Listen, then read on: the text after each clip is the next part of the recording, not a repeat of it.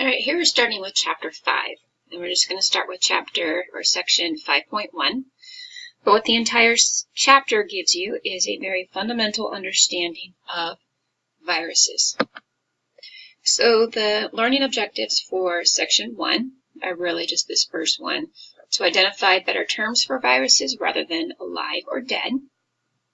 And the remaining objectives cover the rest of the chapter. So when we think about viruses, we can think about the viral victims, but, well, who are some of the viral victims? All right, you just take a minute or 3 seconds to think about who, what are attacked by viruses. And here's a nice pretty picture of some ugly bacteria. All right, so we typically think of bacteria as either good or bad, you know, being helpful for the environment, being helpful to us humans, or causing disease. And bacteria can actually be infected by viruses. It's kind of cool. All right, there's plants. Plants can be infected with viruses and come down with, one might say, debilitating diseases, but diseases that basically kill the plant off. Animals are victims. You've got a picture of Chip and Dale here, just dancing around, having a good old time, until the virus takes them out. All right, humans. And you got the dog and the bird there, two different examples of animals. All right, definitely humans are susceptible to viral infections. We are the victims of viruses because they can come in and wreak complete havoc on our bodies, or they can just make us feel miserable for a couple of days with, say, a head cold. All right, then you got to put this in the oddball scientist who is playing with things without gloves, without goggles, proper eye safety. All right, so someone playing with viruses intentionally might actually get sick as well.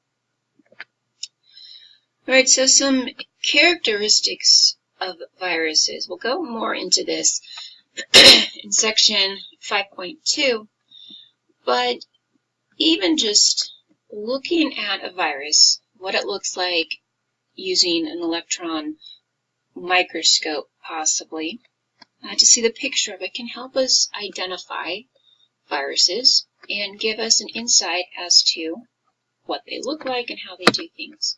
So here are some pictures of viruses, and there's 4 pictures here. All right, it really is not understood at all how many viruses are out there. All right, there's approximately 5,000 viruses that are classified, so those are the ones that we know about, but you know, the number of viruses out there could potentially be in the thousands, if not the millions. We just don't know. But some of these pictures of viruses, or I put these pictures here because it shows you the vast array of what viruses can look like. In figure A here, you have this rod-shaped virus, and we'll go a little more into detail of the structure further on, Section 2. But this is tobacco mosaic virus, and this virus was the first one that was actually identified physically. It was understood that there were viruses out there prior to this point, and that was in the late 1800s, 1890, thereabouts. And we'll show a picture, there we go, of what tobacco mosaic virus can do. So as its name might indicate, it attacks tobacco viruses, or tobacco plants. And this is a healthy tobacco leaf, and this is one that's been infected with the virus. And so it causes it so that it can't be used to extract the tobacco material to make cigarettes, maybe cigars, but can be a very detrimental process, disease to that industry. All right, and then over here in B, you have a different shape virus. This is actually called adenovirus. And it's kind of cool because you can actually see the individual parts of the virus in terms of what's called the capsid, and we'll look at that in section 5.2. Here you have smallpox virus, also or more officially called variola virus, and it has this nice hourglass shape on the interior, and then you have the exterior of the virus. Here you have Rabidoviride virus, and this is the rabies virus, and it has this pretty cool bullet-like shape to it, and so that is definitely diagnostic.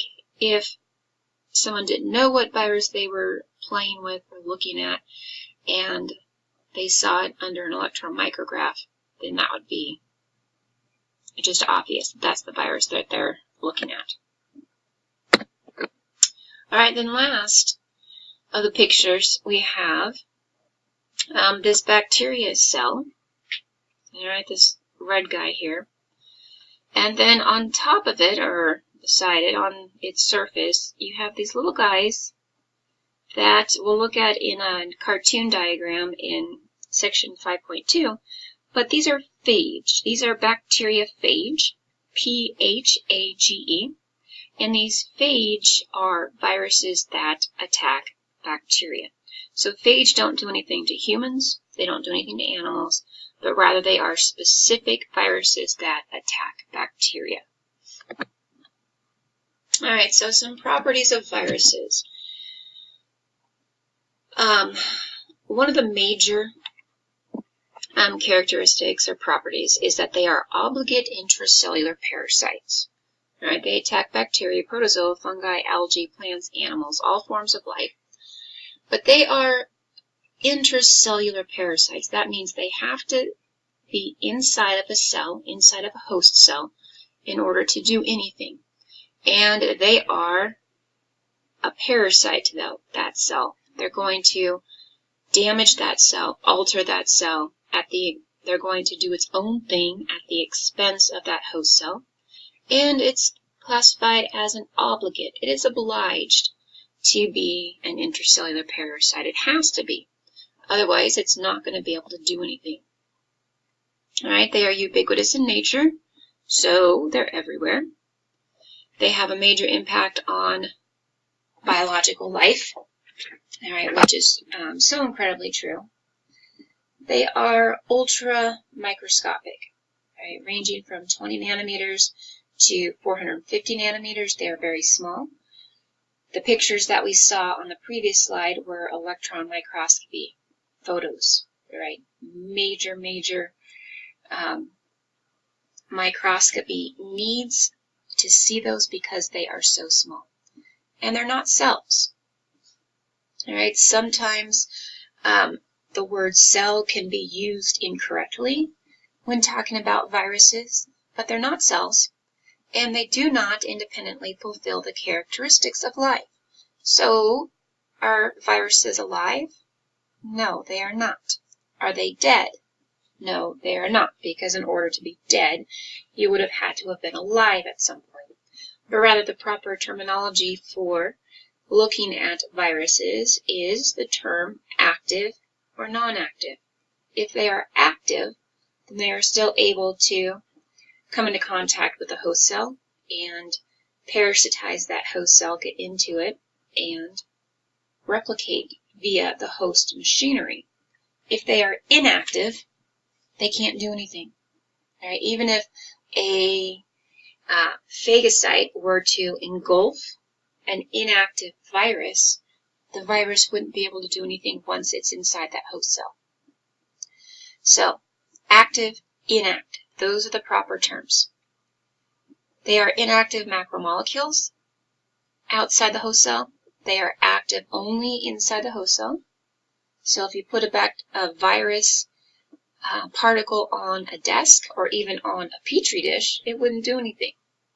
If you add a phage to bacteria cells that are on a petri dish, then they could do something and they could kill off the bacteria. Right, they have a basic structure. It consists of a protein shell called the capsid surrounding nucleic acid, and we'll see more about that in section 5.2. So this is actually a very good table to look at to fully understand. Give yourself a short study guide of characteristics of viruses. All right, their nucleic acid can be either DNA or RNA. However, they are never both. Viruses never contain both DNA and RNA material. It's always one or the other, and that's one way that viruses can be classified. Is it a DNA virus? Is it an RNA virus? All right, the nucleic acid can be double-stranded. It can be single-stranded, which is not information that we're going to focus on, but just another way to classify viruses. All right, they can be a DNA virus. All right, well, let's divvy that group up a little bit more. Is it double-stranded or single-stranded? So if you were a virologist, this might be important to you. From my standpoint, it isn't information that you need to know specific to any one virus. Now, another important feature is that molecules on the virus surface impart high specificity for attachment to a host cell. And that word is tropism, and it is further on in your lecture slides, and so I'll keep you hanging on that information until we get to that point. All right. The last two or the last three is just talking about how the virus is going to hijack the host cell machinery and make life better for itself, and that would be at the expense of the host cell. All right, so the virus classification is based on the host cell, what disease it causes, and the structure of it. All right, so that's very basic. There is actually an international committee on the taxonomy of viruses, so how do these viruses get named? And you can see how things evolve over time. In 2005, there were 3 orders. In 2012, 7, 2015, 7, but dropped down here to the genre. All right, in 2005, there were 283 genera. 2012, 420, 2015, 418. And that committee might have already met this year, but they should be due for another upgrade soon. All right, so that is it for looking at section 5.1, really just looking at the overall characteristics of viruses. And really the take-home message would be that viruses are intracellular parasites that are active inside of a cell and inactive outside of a host cell.